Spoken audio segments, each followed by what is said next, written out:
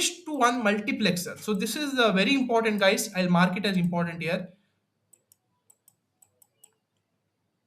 This is very important. Why? Because in the previous year papers, this question is asked. Okay, so listen to this very carefully. 2:1 multiplexer with active low enable. Here, firstly, you should be defining the 2:1 multiplexer. A 2:1 multiplexer is a combinational circuit. It has two 1-bit inputs and 1-bit select line and a 1-bit output. Additional control signals may be added based on the enable value. So the enable is that additional control signal which is used to control the multiplexer. Okay, based on the enable high value or low value, the multiplexer would be working. So the output of the basic multiplexer depends on the level of the select line. If the select line is high, that is if it is logic high, then the output is equal to one of the two inputs. Okay, and if the select line is low, the output is equal to the other input. So the truth table for a 2:1 multiplexer is given here. You see here with respect to inputs and outputs, we are having select line, G bar and Y. Okay. So we are having when select line, when it is either 0 or 1, the always the G bar remains high and the output is low. Okay.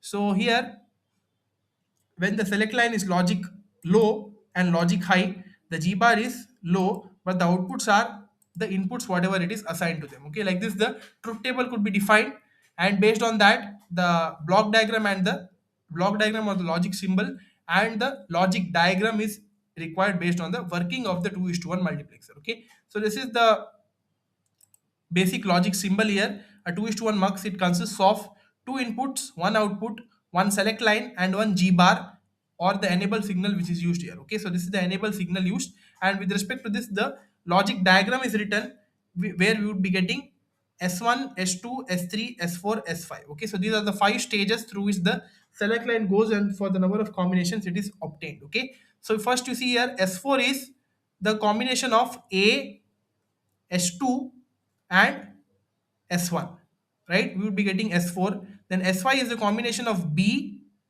S3 and S1.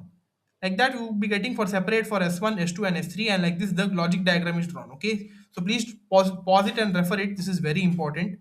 Now the Verilog description, how it is written for this based on the working. First is module name, assign the module name of the module, that is mux 2x1. Then the parameters required, that is A, B, select line, G bar, enable and output Y. So the inputs are A, comma B, comma select and G bar. These are the inputs. Then output is Y.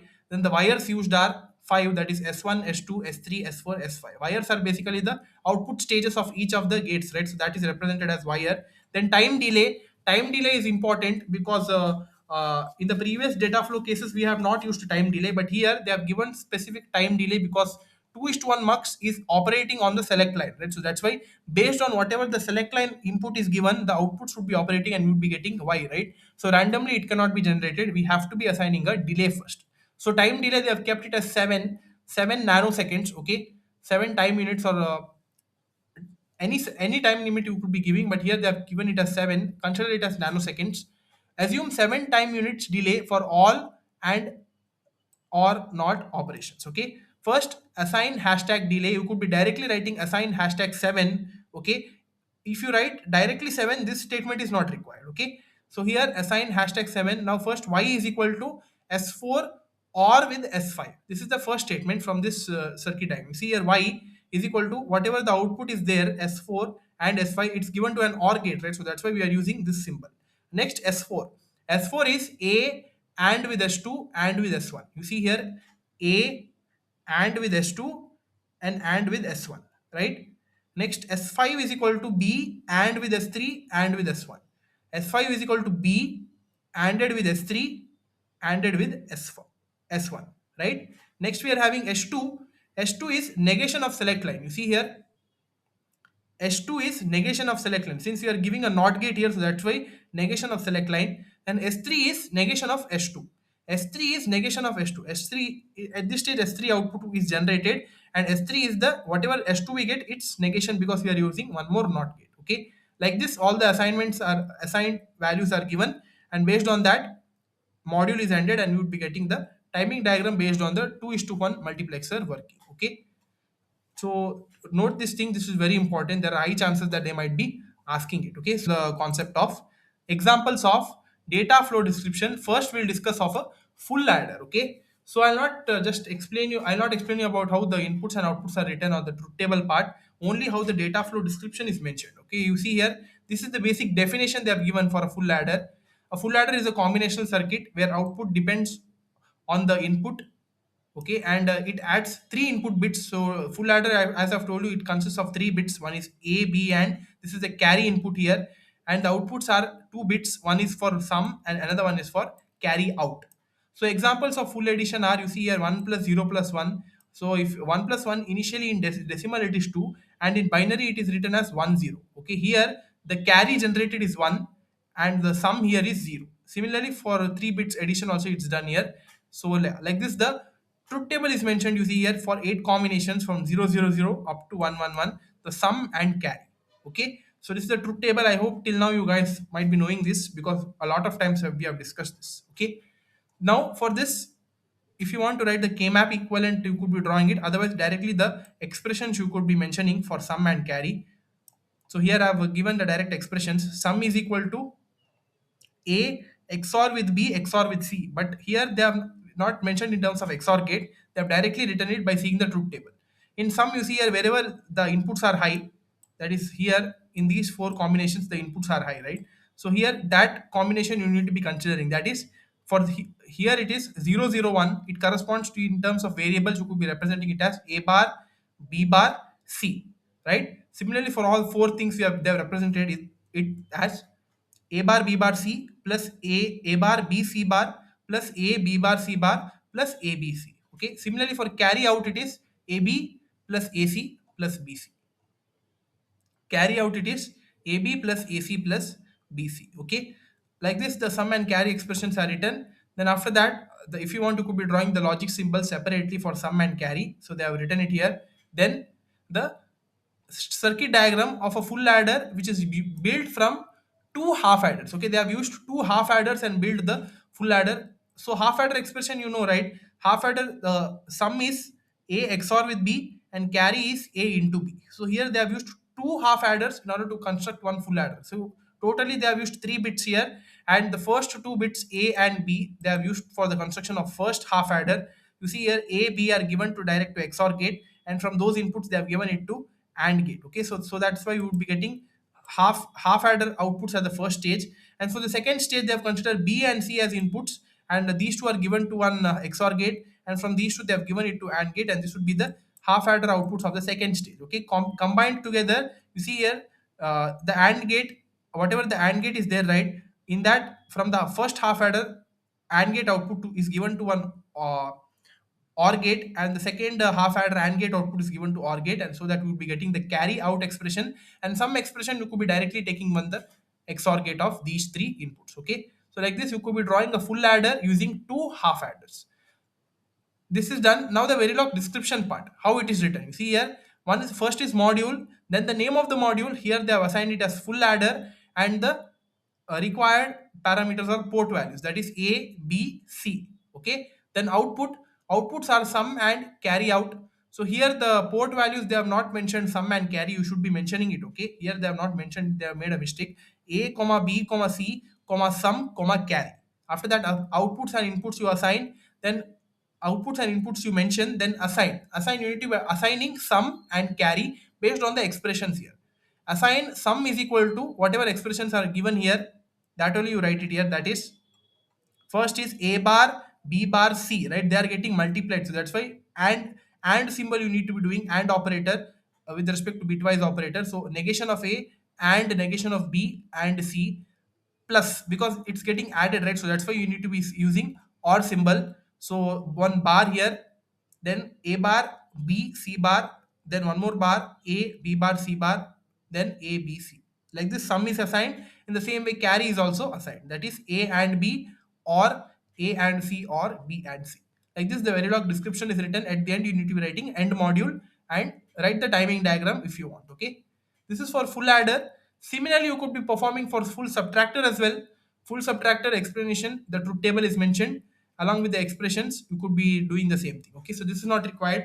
Now let us see with the, let's go and watch it. So in this video, we are going to be discussing with the Verilog data types. So here in the category of data types, we are having different types of data in Verilog, which are very important to you guys to know in order to have a representation or the identification between inputs and outputs of a particular Verilog code. Okay, so that's why these data types are very important. So let us see them one by one. The data or operands used in the language must have several types to match the need for the describing hardware. Okay, so these are the different data types which are used under Verilog. So the first data types are called as nets. Then we have registers, then vectors, integer, real, parameters, and array.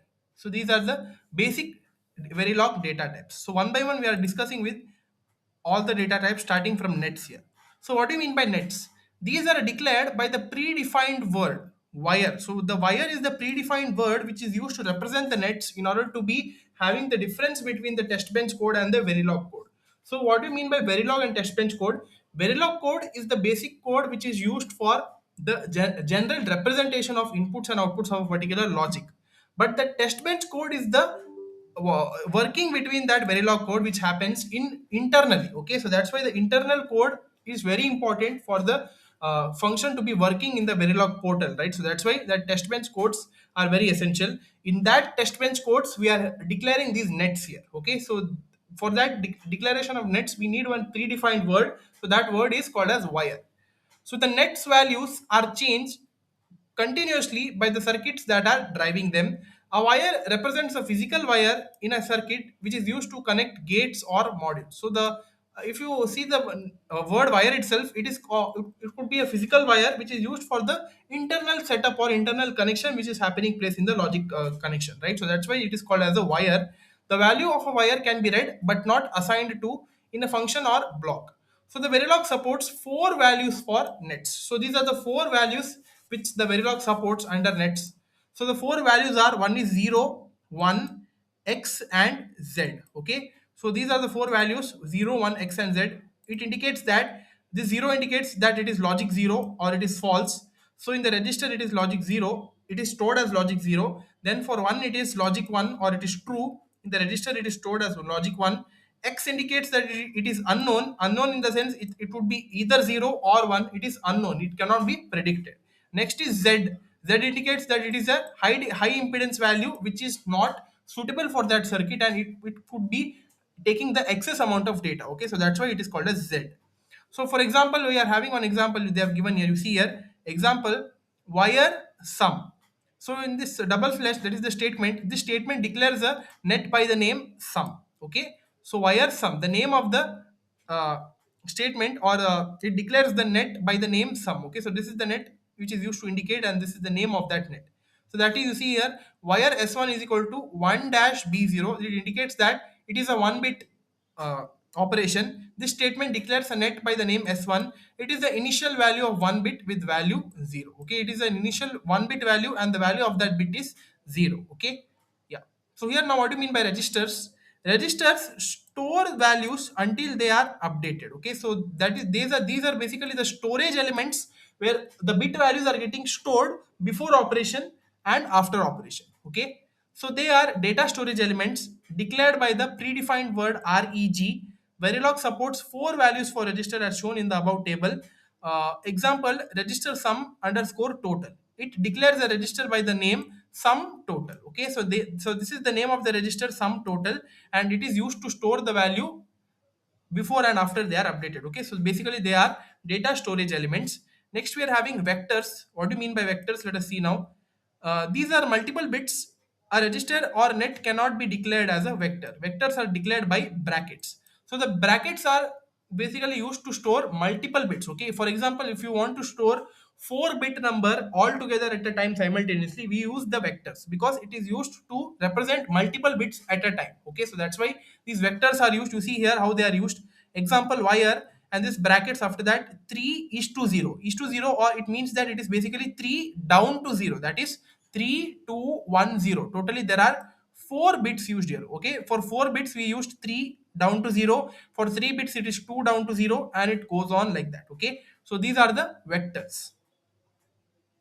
Next is integer. So this is one example here for vector. Next is integer.